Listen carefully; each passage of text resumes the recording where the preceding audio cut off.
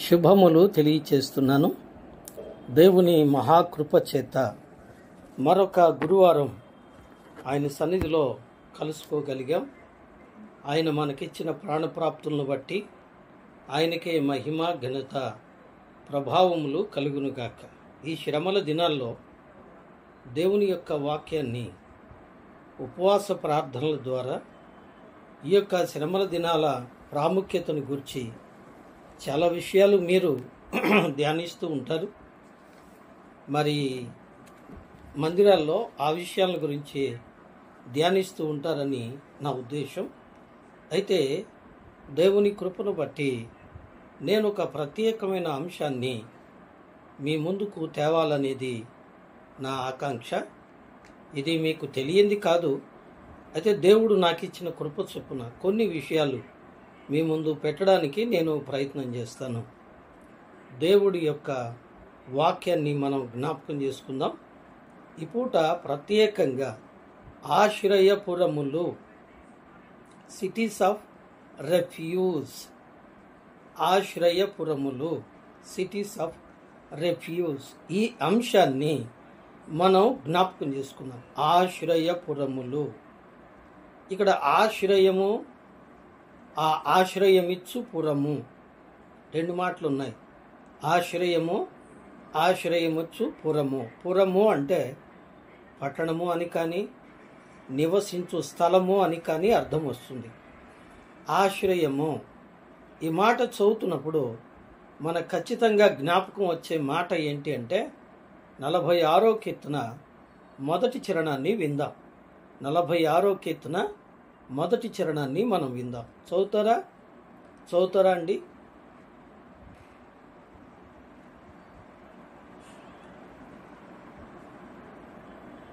చాలమ్మా. దేవుడు మనకు ఆశ్రయమును దుర్గమునై ఉన్నాడు. ఆపత్కాలములలో ఆయన నమ్ముకొనదగిన సహాయకుడు. వినరా? ఆశ్రయము ఎవరండి? దేవుడే. God is refuge. God is our refuge. ఏమండి? గాడ్ ఆఫ్ రెఫ్యూజ్ అని వస్తుంది. ఆశ్రయమయ్యున్న దేవుడు. ఆపత్కాలములలో ఆయన నమ్ముకోదగిన సహాయకుడు. ఇక్కడ మనం గమనిస్తే దేవుడే ఆశ్రయము. ఈ మాట గమనించారా? అయితే ఈ ఆశ్రయపురములు అనేవి నిర్ణయించిన ఉద్దేశం ఏంటి? మొట్టమొదటిగా చూడండి, నిర్గమకాండం 21వ అధ్యాయము. నిర్గమకాండం 21వ అధ్యాయము 13వ వచనాన్ని లేదా 12, 13 వచనాలు చదువుతున్నాను, వినండి. నరుని చావగొట్టిన వానికి నిశ్చయముగా మరణశిక్ష విధింపవలెను. అయితే వాడు చంపవలెనని పొంచి ఉండకయే దైవికముగా వాని చేత ఆ హత్య జరిగిన ఎడల వాడు పారిపోగల ఒక స్థలమును నీకు నిర్ణయించెదను. వినరా? ఇది దేవుని ఆలోచన. దేవుడే ఆలోచించారు. దేవుడు ఆలోచించి ఆయన నిర్ణయించింది ఏంటంటే, వాస్తవానికి ధర్మశాస్త్రం ప్రకారం నరుని చావగొట్టిన వానికి నిశ్చయముగా మరణశిక్ష. ఏమండి? పాపం చేసిన వాడు, ఏమండి, పాపం వలన వచ్చు జీతము మరణము, తథ్యము. అయితే ఇక్కడ దానికి ఒక ఆప్షన్ ఇచ్చాడు దేవుడు. ఏమిటో ఆప్షన్ అంటే, అయితే వాడు చంపవలనని పొంచి ఉండకయే. గమనించారా? ఇప్పుడు ఇంకో మాట కూడా మనం జ్ఞాపకం చేసుకుందాం. సంఖ్యాకాండం 35వ అధ్యాయము. సంఖ్యాకాండం అండి 35వ అధ్యాయము 6వ వాక్యాన్ని విందాం. సంఖ్యాకాండము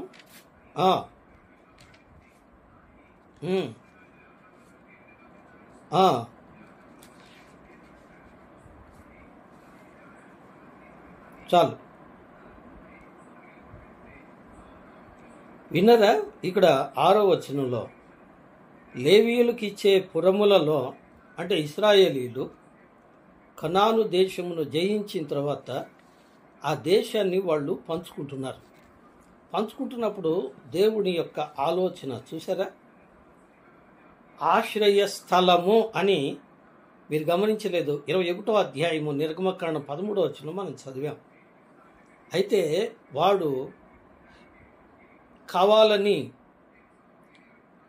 పొంచి ఉండి కాక దైవికముగా తెలియకయే ఆ యొక్క హత్య జరిగిన ఎడల అతడు తెలియక చేశాడు గనుక, అది దైవికంగా యాక్సిడెంటల్గా జరిగింది గనుక అతడు బ్రతుకున్నట్లు అతడు వెళ్ళి దాక్కునే స్థలం. ఎందుకంటే ఆ చనిపోయిన వాని సమీప బంధువు వచ్చి ఇతన్ని చంపకుండునట్లు అతడు వెళ్ళి దాక్కోవడానికి ఒక స్థలము, దాన్నే ఏమన్నారండి? ఆశ్రయపురము. అక్కడ స్థలము అన్నారు, ద ప్లేస్.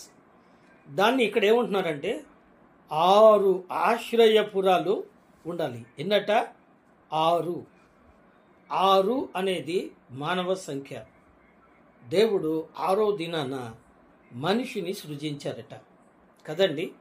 దేవుడు 6వ దినాన మనిషిని సృజించారు కాబట్టి 6 అనేది మానవ సంఖ్య. ఇప్పుడు మనం గమనిస్తే దేవుని వాక్యంలో ఇంకో మాట కూడా చూద్దాం.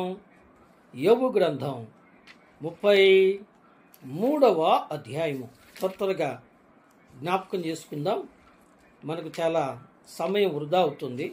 యోబు గ్రంథం 33వ అధ్యాయము 33వ అధ్యాయం అండి, 23వ వచనం.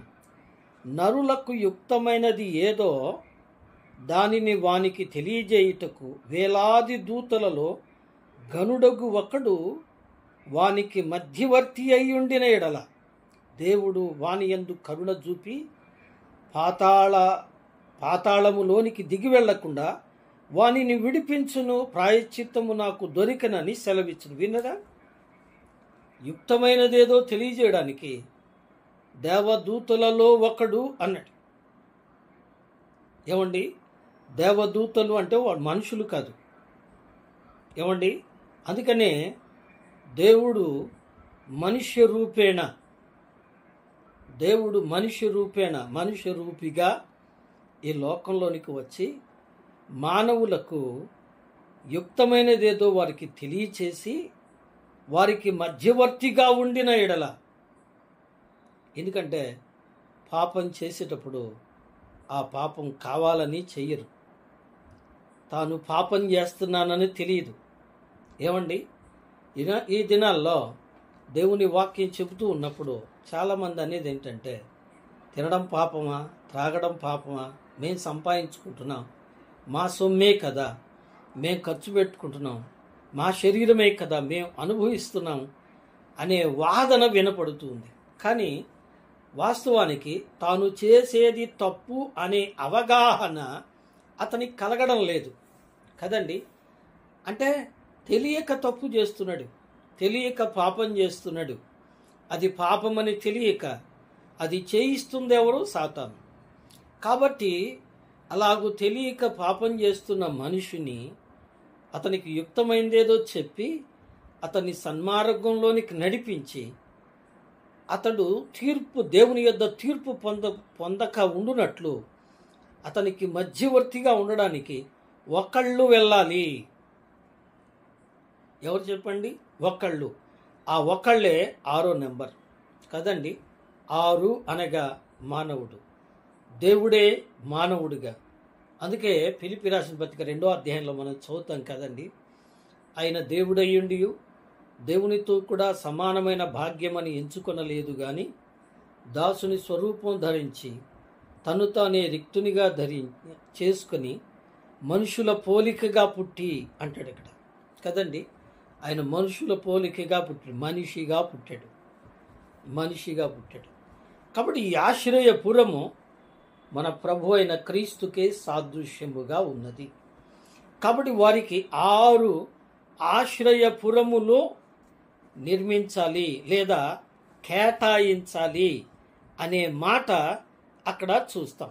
అలాగే ద్వితీయోపదేశకాండం 4వ అధ్యాయంలో కూడా 41 నుంచి 43 వరకు ఇదే మాటలు ఉన్నాయి. మీరు రాసుకొని తర్వాత చదువుకోండి. అయితే ఈ ఆశ్రయపురాలు ఎన్ని, అవి ఏవి, వాటి పేర్లు యెహోషువ గ్రంథం 20వ అధ్యాయము మొదటి 9 వచనాల్లో వాటి వివరాలు మనకు కనిపిస్తాయి. క్రమంగా వరుసగా మనం ధ్యానం చేద్దాం. ఇప్పుడు మొదటి మాట, ఆశ్రయపురము అంటే ఏంటి మనం అర్థం చేసుకున్నాం. ఒక వ్యక్తి తాను ఎదుటివానికి కీడు చేసినప్పుడు, అది తెలియకనే దైవికంగా చేసినప్పుడు కదండి. అవును, పొరపాటుగా చంపుట అనగా ఇద్దరు వ్యక్తులు పొలములో చెట్లు కొట్టడానికి గొడ్డలు తీసుకొని వెళ్ళారనుకోండి. ఆయన పనిచేస్తున్నాడు, ఈయన పనిచేస్తున్నాడు. ఈ వ్యక్తి గొడ్డలితో చెట్టు నరుకుతూ ఉండగా ఆ యొక్క పిడి ఊడి ప్రియులరా ఆ గొడ్డలి వెళ్ళి ఎదుటివానికి తగిలితే ఏమవుతాడు? అతడు చనిపోతాడు. చనిపోయినప్పుడు అది హత్యే. అతడు చనిపోయాడు, ప్రాణం పోయింది గనుక ఇతడు శిక్షింపబడతాడు. అయితే అతడు కావాలని పొంచి ఉండి అతన్ని చంపలేదు. అకస్మాత్తుగా జరిగిపోయింది, తెలియకనే జరిగిపోయింది గనుక అతడు క్షమాపణ పొంది బ్రతుకున్నట్లు అని ద్వితీయోపదేశకాండం 19వ అధ్యాయము 5, 6 వచనాల్లో చదువుతాం. చూడండి, ద్వితీయోపదేశకాండము 19వ అధ్యాయము 5 అమ్మా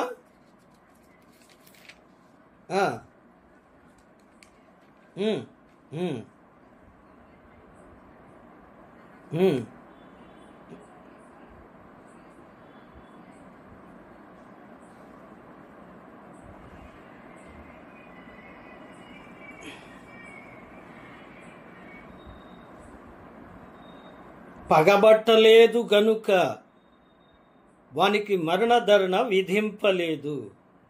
అయితే హత్య విషయములో ప్రతిహత్య చేయువాని మనస్సులో కోపముతో మండుచుండగా మార్గము దూరమైనందున వాడు నరహంతకుని తరిమి వాని కలుసుకొని వాణ్ణి చావగొట్టకుండునట్లు ఆ నరహంతకుడు పారిపోయి ఆ పురములో ఒకదాని యందు చొచ్చి బ్రతుకును.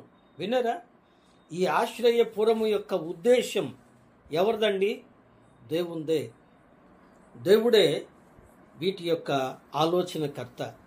ఈ ఆశ్రయపురాలు ఎందుకు అంటే, ఇప్పుడు మనం చదివాం కదా, మరి పొంచి ఉండకయే అతడు అంతకుముందు ప్లాన్ చేసి పొంచి ఉండి అతన్ని చంపలేదు గనుక, అది దైవికంగా అకస్మాత్తుగా జరిగింది గనుక అతడు చావకుండునట్లు అతనికి క్షమాపణ దొరుకు కాలము, క్షమాపణ దొరుకు స్థలము. ఆ స్థలము పేరే ఆశ్రయపురము. కాబట్టి ఈ ఆశ్రయపురము అనే ఆలోచన దేవుంది ఒకటి. రెండవది, ఆ ఆశ్రయపురము ఎందుకు అంటే, తెలియక హత్య చేసినవాడు, తప్పు చేసినవాడు క్షమాపణ పొంది మరణించకుండా బ్రతుకున్నట్లు అతనికి ఒక క్షమాపణ స్థలం, తప్పించుకొను స్థలము ఆశ్రయపురము. ఇది ఆ ఆశ్రయపురము యొక్క ఉద్దేశము కదండి. అయితే మూడో విషయం ఏంటంటే, ఈ ఆశ్రయపురము యొక్క లాభములేంటి? ఈ ఆశ్రయపురము లాభము లేదా ఫలితాలు.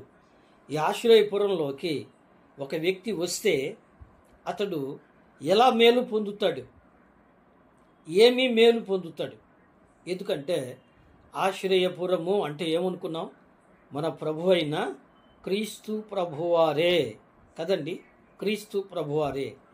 మరొక మాట, సామెతల గ్రంథం 18వ అధ్యాయము 10వ వచనంలో మనం ఏం చదువుతామండి? యెహోవా నామము బలమైన దుర్గము, నీతిమంతుడు అందులోనికి పరుగెత్తుకొని పోయి ఎలా ఉంటాడట? సురక్షితంగా ఉంటాడట, దాక్కుంటాడు. అతనికి అక్కడ ఆశ్రయం దొరుకుతుంది కదండి, ఆశ్రయం దొరుకుతుంది. ఆ యొక్క స్థలం పేరు యెహోవా నామము. 118వ కీర్తన 26వ వచనంలో అన్నాడు, యెహోవా పేరిట వచ్చువాడు ఎవరండి? ప్రభువే. ఆ ప్రభువే మత్తయి సువార్త 11వ అధ్యాయం 28వ వచనంలో అంటాడు, ప్రయాసపడి భారమును మోసుకొనుచున్న సమస్త జనులారా నా యొద్దకు రండి, నేను మీకు విశ్రాంతిని కలుగజేస్తాను. పాపం చేసిన వారు, పాపంలో ఉన్నవారు, అది పాపమని తెలియక పాపం చేసి తప్పు చేసి శిక్షలోనికి వెళ్ళారు గనుక వారు శిక్ష నుండి తప్పించబడి రక్షింపబడినట్లు ప్రభు అనే ఆశ్రయపురంలోకి వస్తే ఏమండి, రోమపత్రిక 8వ అధ్యాయం 1వ వచనం, కాబట్టి ఇప్పుడు క్రీస్తు యేసునందున్న వారికి ఏం లేదట, శిక్షా విధి లేదు. వినరా? ఇది ఆశ్రయపురము యొక్క ఉద్దేశము. ఆశ్రయపురము యొక్క ఉద్దేశము, ఆశ్రయపురము ఆలోచన ప్రభువే చేశాడు. ఈ ఆశ్రయపురము ఉద్దేశము ఇది. ఎందుకు ఆశ్రయపురము? మూడవది, ఆశ్రయపురము వలన ఫలితాలు లేదా లాభాలు ఏమిటి? ఏమండి, ఏమిటి అంటే ఒకటి వరుసగా చూద్దాం. ఒకటి, ఈ ఆశ్రయపురం వలన ఫలితాలు లేదా లాభాలు. త్వరగా చదవండి. మొదటిదిగా ఆమోసు గ్రంథం 5వ అధ్యాయము 6వ వచనం. ఆమోసు గ్రంథం 5వ అధ్యాయము 6వ వచనం, యెహోవాను ఆశ్రయించుడి అప్పుడు మీరు బ్రతుకుదురు అని ఉంటుంది అక్కడ. అంతేనమ్మా? యెహోవాను ఆశ్రయించుడి అప్పుడు మీరు బ్రతుకుదురు. బాగా విన్నారు కదూ. మరణశిక్ష విధించబడ్డవాడు. ఎందుకంటే క్రొత్త నిబంధన ప్రకారం పాపము వలన వచ్చు జీతము మరణం కదండి. నిర్గమకాండం 21:13లోను, ద్వితీయోపదేశకాండం 19:6లోను ఒక వ్యక్తి తన ఎదుటి వ్యక్తికి చనిపోవడానికి కారకుడైన ఎడల, ఈ కారణం ఎలాగూ తెలియక దైవికంగా అకస్మాత్తుగా యాక్సిడెంటల్గా జరిగితే అతడు తప్పించుకొని మరణశిక్ష తప్పించుకునేటట్లుగా ఈ ఆశ్రయపురంలోకి వస్తే కదండి. అందుకనే క్రొత్త నిబంధనలో ప్రభువారు చెప్తున్నారు చూడండి. యోహాను సువార్త 5వ అధ్యాయము 24వ వచనం ఏం చదువుతామండి? నా మాట విని నన్ను పంపిన వాని యందు విశ్వాసముంచువాడు నిత్య జీవము గలవాడు, వాడు తీర్పులోనికి రాక మరణములో నుండి జీవములోనికి దాటి ఉన్నాడని మీతో నిశ్చయముగా చెబుతున్నాను అంటాడు కదండి. కాబట్టి ఆయన యందు విశ్వాసం ఉంచితే, ఆయన యొద్దకు వస్తే ఏం తప్పుతుందండి? తీర్పు తప్పుతుంది. ఒక వ్యక్తి ఎదుటి వ్యక్తిని కీడు చేసినా చంపినా అది అకస్మాత్తుగా జరిగినప్పుడు తప్పక అతనికి మరణశిక్ష వస్తుంది. అయితే ఆ మరణశిక్ష తప్పించబడే స్థలము, చోటు, ఆ పురము ఎవరంటే ప్రభువే. ప్రభువే. అందుకే కీర్తనల గ్రంథంలో కూడా చదువుతాం. ఏమండి 130వ కీర్తనలో కదూ ఏం చదువుతాము? నీ యొద్ద క్షమాపణ దొరుకును. ఆ మాట చూపిస్తాను. కీర్తనల గ్రంథం 130వ అధ్యాయం కదూ, ఎన్నో వచనమ్మా? అక్కడ అంటాడు, ప్రభువా నీ యొద్ద క్షమాపణ దొరుకును. ఎన్నో వచనమ్మా? 4వ వచనం. ఏమండి 3వ వచనం, యెహోవా నీవు దోషములను కనిపెట్టి చూచునేళ్ళ ప్రభువా ఎవడు నిలవగలడు? అయినను జనులు నీయందు భయభక్తులు నిలుపునట్లు నీ యొద్ద క్షమాపణ దొరుకును. ఏమండి ఆయన క్షమించ సిద్ధ మనస్సు కలిగిన దేవుట కదండి. ఆయన యొద్దకు వస్తే ఏమండి, ఆయన యొద్దకు వస్తే ఆయన క్షమించే దేవుడు, క్షమాపణ ఇస్తాడు, మరణము నుండి తప్పిస్తాడు కదండి. ప్రభువే అన్నారు, ఏమండి, నా యందు విశ్వాసం ఉంచువాడు చనిపోయినను బ్రతుకును అన్నారు యోహాను సువార్త 11వ అధ్యాయంలో. కాబట్టి యెహోవాను ఆశ్రయించుడి, అప్పుడు మీరు బ్రతుకుతారు. ఏమండి, ఆశ్రయపురము వలన మొదటి ఫలితం ఏంటంటే ఏమండి, మరణము తప్పించబడుట. మరణము తప్పించబడుట. అదేవిధంగా యేసుక్రీస్తు నందు విశ్వాసం ఉంచితే ఏం జరుగుతుందండి? మరణము తప్పించబడును. ఏమండి, మరణము తప్పించబడును. ఎందుకు అంటే యేసుక్రీస్తు ప్రభువారు యోహాను సువార్త 10వ అధ్యాయంలో 10వ వచనంలో అన్నాడు, ఏమని? నేను గొర్రెల కొరకు ప్రాణం పెట్టడానికి నేను వచ్చాను. నేను గొర్రెలకు నిజమైన కాపరిని. మంచి కాపరి గొర్రెల కొరకు తన ప్రాణము పెట్టును. ఏమండి, ప్రభువారు చెప్పారు. కాబట్టి ఆయన మన కొరకు ప్రాణం పెట్టాడు గనుక మనకేం దొరుకుతుందండి? క్షమాపణ దొరుకును. ఏమండి, క్షమాపణ దొరుకును. ఎంత మంచి మాట.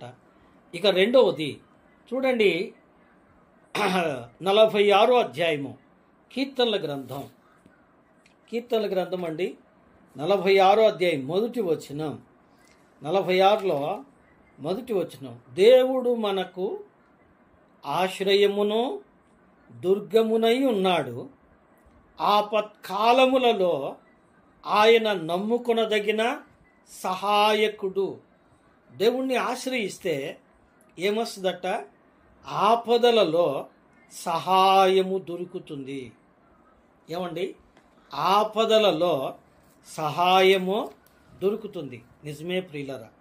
హిజ్కియా దేవుని బిడ్డలరా, శత్రు సైన్యం చేత ముట్టడించబడ్డాడు. శత్రు సైన్యం చేత ముట్టడించబడ్డప్పుడు అశూరియులు ముట్టడి వేశారు. రబ్షాకే అంటున్నాడు, ప్రపంచమంతటినీ మేము జయించి వచ్చాం,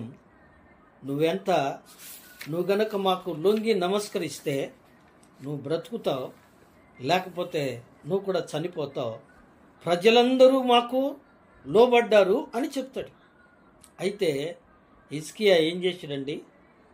తన దేవుని యందు మనసు నిలిపి దేవుని మందిరములో మోకరించి ఏం చేశాడండి?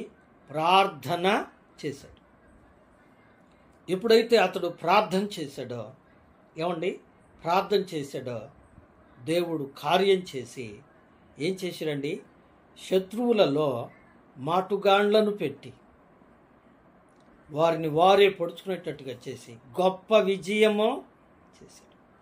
కాబట్టి దేవుని సన్నిధిలో భక్తులు తమ్ము తాము తగ్గించుకొని ఆయన మీద ఆధారపడ్డప్పుడు, ఆయన దగ్గర మోకరించినప్పుడు, ఆయన దగ్గర కనిపెట్టుకుని ఉన్నప్పుడు ఆయన కృప చూపించి రక్షించేవాడుగా ఉన్నాడు. ఏమండి, అవును. 91వ కీర్తనలో మొదటి నుంచి చదువుకుంటూ పోతే, మహోన్నతిని చాటున విశ్రమించువాడే, ఏమండి, సర్వశక్తిని నీడను ఆశ్రయించువాడు అని చదువుతున్నాం. కాబట్టి ఆయన చాటుకొస్తే, ఆయన్ని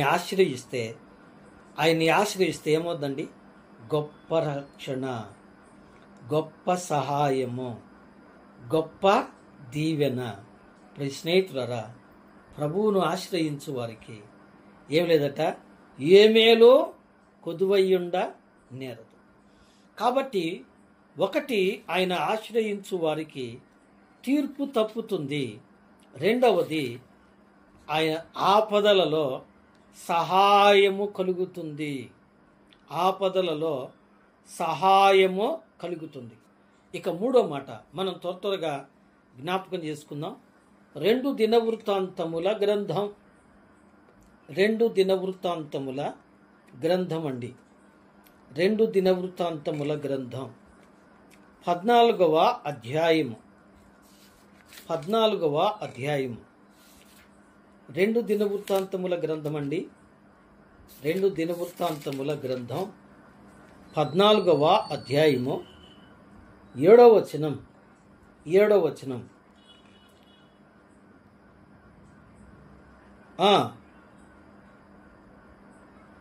ఆశ్రయించితిమి.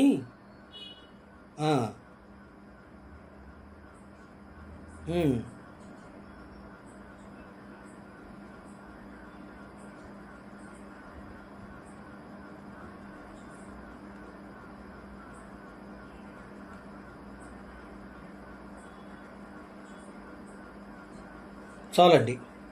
ఇక్కడ చూడండి, మన దేవుడైన యెహోవాను మనము ఆశ్రయించితిమి. ఆశ్రయించినందున ఆయన మన చుట్టూ ఏం కలుగజేసేట? నెమ్మది కలుగజేసెను. విన్నరా? ఆయన మన చుట్టూ నెమ్మది కలుగజేసెను. అంటే ప్రభు దగ్గరకు వస్తే ఏం కలుగుతుందండి? ప్రభువారు అన్నారు, నా యొద్దకు రండి. ఏమండి? యెషయా గ్రంథం 26వ అధ్యాయం 3వ వచనంలో, ఎవని మనసు నీ మీద ఆనుకొనునో వానిని నీవు పూర్ణ శాంతి గలవానిగా చేసెదవు అంటాడు. ఏమండి? పూర్ణ శాంతి గలవానిగా చేసెదవు అంటాడు. కాబట్టి కృత నిబంధనలో యోహాను సువార్తలో కూడా అన్నాడు ప్రభువారు, శాంతిని మీకు అనుగ్రహిస్తున్నాను, నా శాంతినే మీకు అనుగ్రహిస్తున్నాను. కాబట్టి ప్రియులారా, ప్రభువును ఆశ్రయించిన వారికి నెమ్మది కలుగుతుంది. నెమ్మది.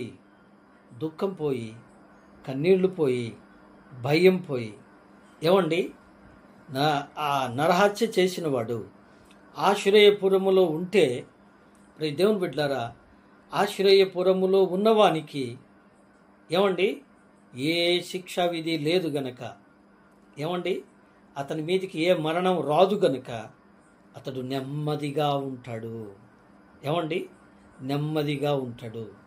కాబట్టి ప్రభువు మన దుఃఖాన్ని తీసివేసి మనకు నెమ్మది కలుగజేసి శాంతిని కలుగజేసే దేవుడు. అర్థమైందండి? కాబట్టి ఆశ్రయపురము వలన, ఆశ్రయపురమైన దేవుని వలన ఒకటి ఏంటండి? మరణము తప్పుతుంది. 2 సహాయము కలుగుతుంది. 3 నెమ్మది దొరుకుతుంది. 4 దినవృత్తాంతముల 2వ గ్రంథం 26వ అధ్యాయము. 26వ అధ్యాయాన్ని తిప్పండి. దినవృత్తాంతముల 2వ గ్రంథం 26వ అధ్యాయము. 26వ అధ్యాయము 26వ అధ్యాయము 5వ వచనం. దేవుని ప్రత్యక్షత విషయమందు చదువమ్మా.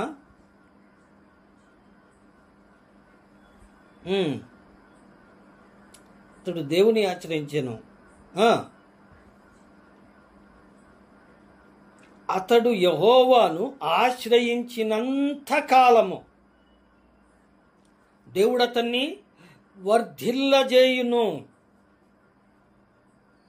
ఏమండి? ఇక్కడ అంటున్నాడు, అతడు యెహోవాను ఆశ్రయించినంత కాలము అతడు ఏమయ్యాడంట? వర్ధిల్లాడు. దేవుని బిడ్డారా, ప్రభువును ఆశ్రయించటం వలన ఏమవుతాం చెప్పండి? వర్ధిల్లుతాం.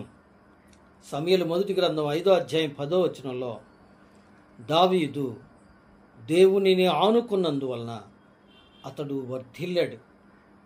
ఇంకో మాట కూడా మనం చెప్పుకోవచ్చు. ఆదికాండం 39వ అధ్యాయం 2వ వచనంలో, యెహోవా యోసేపు తోడై ఉండెను గనుక అతడు అన్ని విషయాల్లో ఏమయ్యాడట? వర్ధిల్లెను. దేవుని బిడ్డరా, ప్రభువును ఆశ్రయించుట వలన, ఆయన మనకు ఆశ్రయపురము, ఆయనను ఆశ్రయించుట వలన ప్రియులరా మనము వర్ధిల్లుతాము. మనము చేయి ప్రతి పని కూడా ఆశీర్వదించబడుతుంది. ఏమండి? సామెతల గ్రంథం 2వ అధ్యాయము 7వ వచనంలో మనం చదివితే ఏమండి? యెహోవాను ఆశ్రయించుట వలన చక్కగా ప్రభువును ఆశ్రయించువారు వర్ధిల్లుదురుగాక. కదండి? వర్ధిల్లుతారట. ఇక ఐదవదిగా చదుదాం. ఎజ్రా గ్రంథం ఎజ్రా గ్రంథం 8వ అధ్యాయము.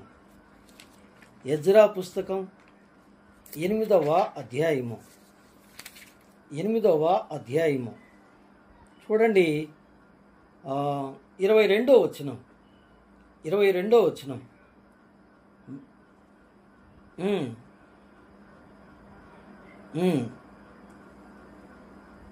కానీ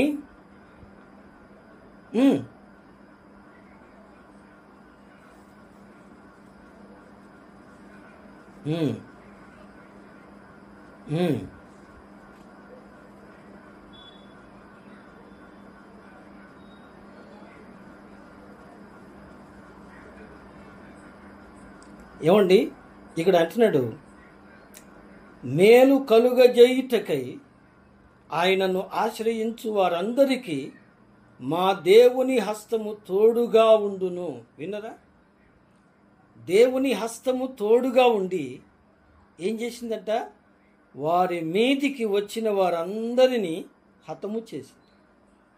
వారు దేవుని ఆలయాన్ని కడుతూ ఉన్నారు, దేవుని మందిరాన్ని నిర్మిస్తూ ఉన్నారు.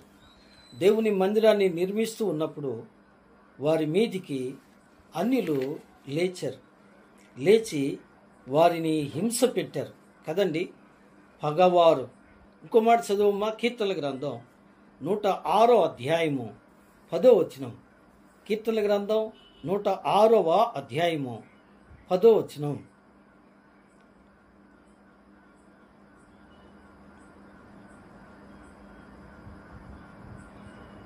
చాలమ్మా. వారి పగవారి చేతిలో నుండి, శత్రువుల చేతి నుండి వారిని విడిపించాడు కదండి.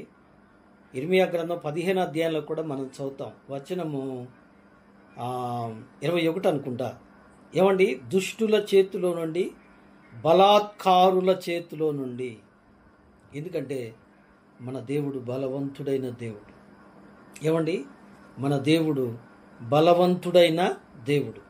అందుకని ఆయనను ఆశ్రయిస్తే ఆయన హస్తము తోడుగా ఉంచి ఏం చేస్తుందండి?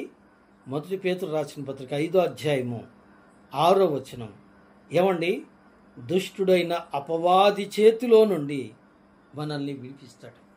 మీ విరోధైన అపవాది గర్జించు సింహం వల్లే ఎవరిని మింగుదునా అని వెతుకుచూ తిరుగులాడుచున్నాడు. అయితే ఆ దుష్టుని చేతిలో నుండి మనల్ని విడిపించే దేవుడు, ఆయన్ని శరణుదొచ్చిన వారికి సహాయము చేయి దేవుడు, ఆ దుష్టుల చేతిలో నుండి విడిపించే దేవుడు. ఏమండి? విడిపించే దేవుడు. ఇక ఆరవదిగా 2 దినవృత్తాంతముల గ్రంథం 13వ అధ్యాయం. 2 దినవృత్తాంతముల గ్రంథం 13వ అధ్యాయం. 2 దినవృత్తాంతముల గ్రంథం 13వ అధ్యాయము 18వ వచనం. ఈ ప్రకారము ఇశ్రాయేలు వారు ఆ కాలమందు తగ్గింపబడిరి గాని యూదావారు తమ పితరుల దేవుడైన యెహోవాను ఆశ్రయించిన హేతువు చేత జయమొందిరి. విన్నరా? ఏం పొందారట? జయము. ఏమండి? అవును, జయము అనగా దేవుని బిడ్డలారా, దేవుని వాక్యంలో మనం 1 కొరింథీ రాసిన పత్రిక 15వ అధ్యాయము 57, 58 వచనాలు మనం చదివితే, మన ప్రభు అయిన యేసుక్రీస్తు మూలమున మనకు జయము అనుగ్రహించిన దేవుడు అని చదువుతాం. కాబట్టి ఆయనను ఆశ్రయించిన వారు తమ శత్రువుల మీద ఏం పొందుతారట? జయము పొందుతారు కదండి. జయము పొందుతారు. దేవుని సన్నిధిలో దావీదు దేవుని మీద ఆధారపడి తనకంటే బలవంతుడైన గొలియాతు మీద ఏం పొందాడు చెప్పండి? జయము పొందెను. జయము పొందెను. గొప్ప సైన్యాన్ని జయించెను అని చదువుతున్నాం.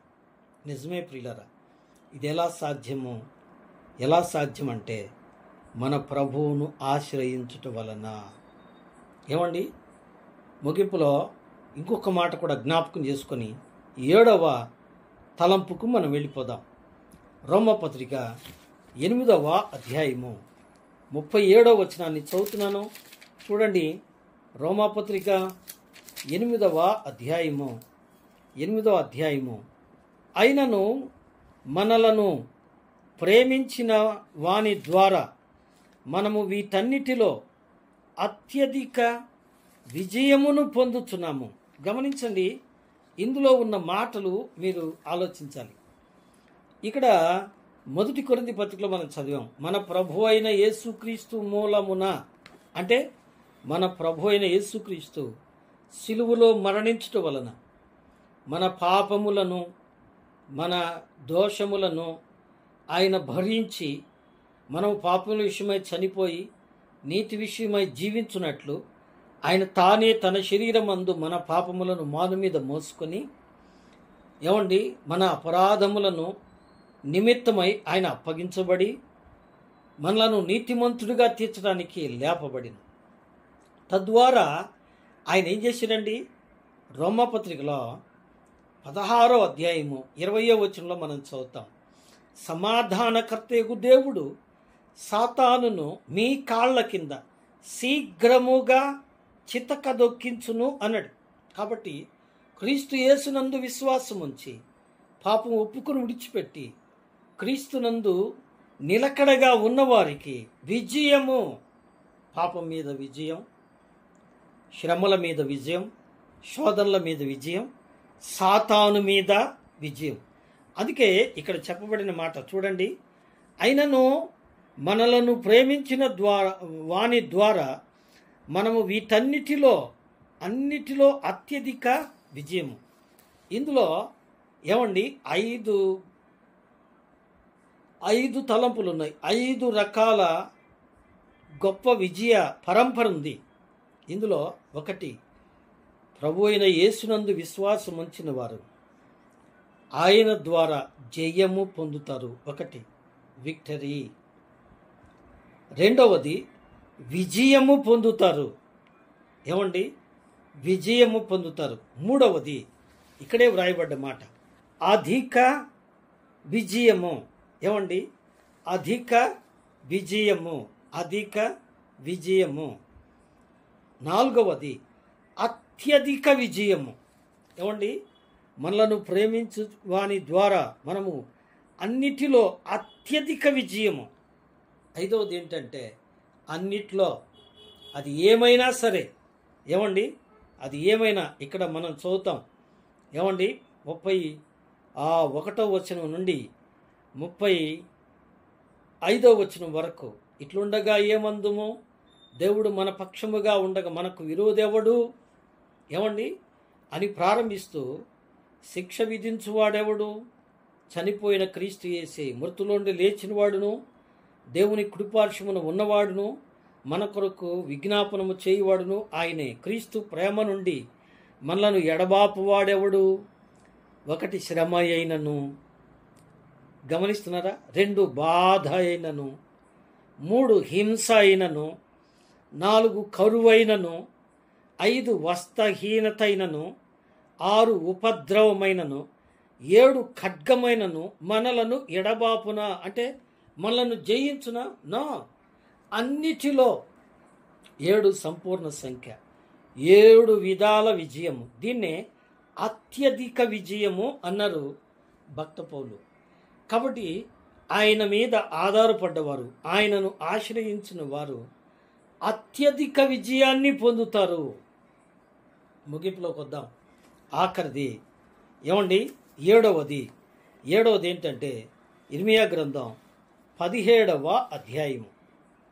ఇర్మియా గ్రంథం 17వ అధ్యాయము 17వ అధ్యాయంలో 7, 8 వచనాలు చదవమ్మా. 17వ అధ్యాయంలో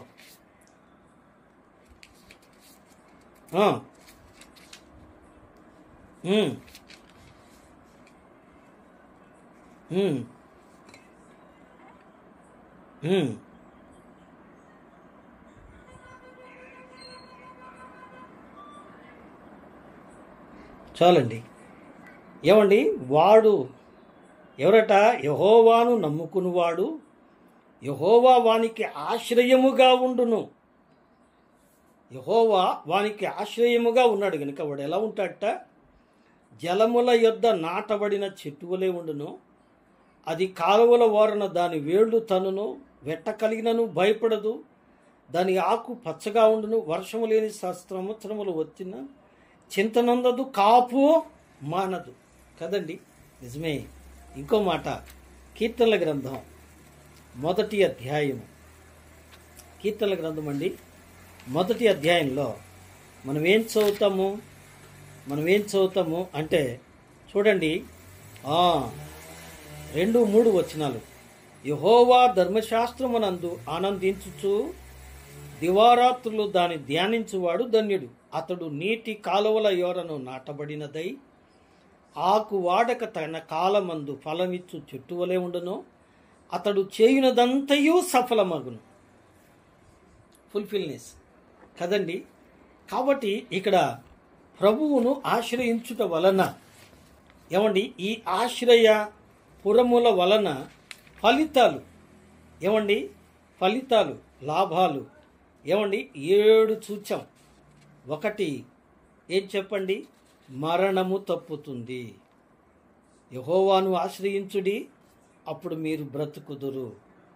నా మాట విని నన్ను పంపిన వాని యందు విశ్వాసముంచు వాడు నిత్య జీవము, తీర్పులోనికి రాక మరణములో నుండి జీవములోనికి. 2వది సహాయము కలుగును. ఆయన మీద ఆధారపడు వారికి ఆయన సహాయకుడు. 3వది ఆయనను ఆశ్రయించు వారికి నెమ్మది కలుగుతుంది. ఏమండి, నెమ్మది కలుగుతుంది. నా ఎద్దుకు వచ్చు వారిని నేను ఎంత మాత్రమునో త్రోసివేయును అన్నాడు. ఇంకా ఏమండి, నా శాంతిని మీకు అనుగ్రహిస్తున్నాను అన్నారు. ఎవని మనసు యెహోవా మీద ఆనుకునునో వానిని ఆయన ఏం చేస్తాట? పూర్ణ శాంతి గలవానిగా చేస్తాడు. ఇక 4వది ఆయన వర్ధిల్ల చేస్తాడు. ప్రభువును ఆశ్రయించు వారిని ఆయన వర్ధిల్ల చేస్తాడు. ఆయన్ని ఆశ్రయించి యోసేపు వర్ధిల్లడు. ఆయన్ని ఆశ్రయించి దావీదు వర్ధిల్లాడు. ఆయనను ఆశ్రయించు వారందరూ వర్ధిల్లుతారు. ఆయనను ఆశ్రయించిన వారు శత్రువుల చేతిలో నుండి విడిపించబడి రక్షింపబడతారు. కదండి, రక్షింపబడతారు. ఇక 6వది ఆయనను ఆశ్రయించు వారు అన్నిటిలో అత్యధిక విజయాన్ని పొందుతారు. ప్రభువులో ఉంటే ప్రభువే మన జయం. ప్రభు మన పక్షమున పోరాడతాడు. 7వది ఆయన ఆశ్రయించుట వలన ఏమండి లాభం. ఏమండి, అతడు చేయునదంతయు సఫలమగును. ఏమండి, నష్టం రావచ్చు, కష్టం రావచ్చు. ఉదాహరణకు ఏమండి, అబ్రహాము కుమారుడని ఇస్సాకు ఎన్ని ఇబ్బందులు వచ్చినా కానీ ఆ సంవత్సరమున అతడు విత్తనం వేసి ఏం చేశాడంట? 100 ఫలితాన్ని పొందేట. యెహోవా అతనికి తోడై ఉన్నాడు గనక అతడు బహుగా వర్ధిల్లాడు. కాబట్టి ప్రియులరా, దేవుని యందు విశ్వాసం ఉంచి దేవుని ఆశ్రయించుట. ప్రభువే ఆశ్రయపురము. ఈ ఆశ్రయపురముల ఆలోచనే దేవుడు మానవ లోకానికి ఇచ్చిన రక్షణ కార్యం. ఏమండి, పాపము తెలియక చేసిన వారు రక్షింపబడినట్లు దేవుడు నిర్ణయించిన ఒక ఆశ్రయపురము లేదా 6 ఆశ్రయపురములు ప్రభువే. కాబట్టి ఈ ఆశ్రయపురాలు వాటి వలన లాభాలు ఏంటో మనం చూసాం. ఇక ఆ ఆశ్రయపురాలు ఏవి, వాటి పేర్లేంటి, వాటి వలన మనం నేర్చుకునే పాఠాలు ఏంటివి వచ్చే పాఠంలో జ్ఞాపకం చేసుకున్నాం. దానికి ముందుగా ఒక చిన్న మాట, అదేంటి అంటే, ఎవడైనాను ఈ ఆశ్రయపురంలోనికి వచ్చిన తర్వాత ఆ మనుషుడు ఏం చేయాలంటే ఆ ఆశ్రయపురమును విడిచిపెట్టకూడదు. ఆ ఆశ్రయపురమును విడిచిపెట్టకూడదు. ఈ మాట గుర్తుపెట్టుకోండి. ఏమండి, ఒక పూట కూటి కొరకు జ్యేష్ఠత్వాన్ని అమ్ముకున్నట్ట ఎవరండి? ఏశావు. తరువాత అతడు బహుగా కన్నీళ్లు పెట్టిన ప్రయోజనమో లేకుండా పోయింది. కేవలం లోక సంబంధమైన వాటి కోసం ప్రభులోంచి బయటికి వెళితే, దేవుని ఆశ్రయము నుండి బయటికి వెళితే, అర్థమైందండి, ప్రభువులో నిలబడాలి, ప్రభువులు ఆశ్రయంలో ఉండాలి, ప్రభువులో నిలకడగా ఉండాలి. ప్రభువులో నుంచి బయటికి వెళితే హెబ్రీ పత్రిక 6వ అధ్యాయంలో మనం చదువుతాం. ఏమండి, ప్రభువునందు విశ్వాసం ఉంచి, ఏమండి, పరిశుద్ధాత్మ వరములను అనుభవించి బుద్ధిపూర్వకంగా తప్పిపోయిన వాణ్ణి మరలా మారు మనసులోకి తేవటం అసాధ్యము అని చదువుతాం. కాబట్టి ప్రియులరా, ప్రభువే మన ఆశ్రయపురం. ఆ ఆశ్రయపురములో ఉన్నవాడు సురక్షితంగా ఉంటాడు. అతనికి సహాయము, అతనికి నెమ్మది, అతనికి ఆశీర్వాదం, అతనికి జయము, విజయము, అతనికి దీవెన, అతనికి బ్రతుకు, అంటే మరణం నుండి తప్పించబడే గొప్ప దీవెన కలుగుతుంది. అయితే ఆశ్రయపురం దాటి బయటికి వెళితే మాత్రం, బయటికి వెళ్ళిన వాడిని ఆ యొక్క నరహంతు అని చనిపోయిన వాని యొక్క సమీప బంధువు వచ్చి చంపేస్తాడు. అందుకని ఏం చేయాలి? ఆ ఆశ్రయపురములోనికి వచ్చిన వాడు అక్కడే ఉండాలి. ఎంతవరకు? ఆ ప్రధాన యాజకుడు జీవించి ఉన్నంత కాలము అని వాక్యంలో ఉంది. వివరాలు ఇవ్వడానికి ఇప్పుడు సమయం వృధా అవుతుంది కాబట్టి క్లుప్తంగా చెప్తున్నాను. కాబట్టి క్రీస్తునందు ఉన్నవారికి, ఆ మాట గుర్తుపెట్టుకోండి. ఏమండి, రోమపత్రిక 8వ అధ్యాయంలో, కాబట్టి ఇప్పుడు క్రీస్తు యేసునందున్న వారికి, ఏమండి, అది ప్రజెంట్ టెన్స్ కదా, ఎప్పటికీ ప్రజెంట్ టెన్సే. అది ప్రభు వచ్చేంత వరకు ఉండాలి. ఒకప్పుడు ఉన్నావు, భక్తిగా ఉన్నావు, ఆ తర్వాత ఏదో కారణం వల్ల పడిపోయానంటే కుదరదండి. ప్రభు వచ్చేంత వరకు, అర్థమైందండి, ప్రభు వచ్చేంత వరకు మన రక్షణ కాపాడుకోవాలి. ప్రభువులోనే ఉండాలి, ప్రభువును అంటిపెట్టుకొని ఉండాలి. ప్రభువులో ఉంటే ప్రభువే మనకు జవాబుదారి. ఆయనే మనల్ని కాపాడుతాడు, సంరక్షిస్తాడు. లేకపోతే శిక్ష ఉంది, జాగ్రత్త. ప్రభు నుండి విడిపించబడితే, ప్రభులోంచి బయటికి వెళితే, ఏమండి, మీరు తర్వాత చదువుకోండి హెబ్రీ పత్రిక 6వ అధ్యాయంలో, ఏమండి, బుద్ధిపూర్వకంగా తప్పిపోయిన వారిని తిరిగి ప్రభువులు రక్షింపబడటం అసాధ్యము. కాబట్టి ఈ మాటలు గుర్తుపెట్టుకుందాం. ఈ ఆశ్రయపురములు అనే దాంట్లో మొదటి తలంపు, ఆశ్రయపురము యొక్క ఆలోచన ఏమిటి, ఆశ్రయపురము యొక్క ఉద్దేశము ఏమిటి, ఆశ్రయపురముల వలన ప్రయోజనాలు ఏమిటి, ఈ 3 విషయాలు ధ్యానం చేశాం. ఆశ్రయపురములు ఎన్ని, వాటి పేర్లేమి, ఆ పేర్లలో అర్థాలేమి, వాటి వలన మనం ఆత్మీయంగా నేర్చుకునే పాఠాలేమి, వాటిని ఈసారి కలుసుకున్నప్పుడు ధ్యానం చేద్దాం. దేవుడు మీ అందరినీ నిండారుగా ఆశీర్వదించునుగాక. ఆమేన్.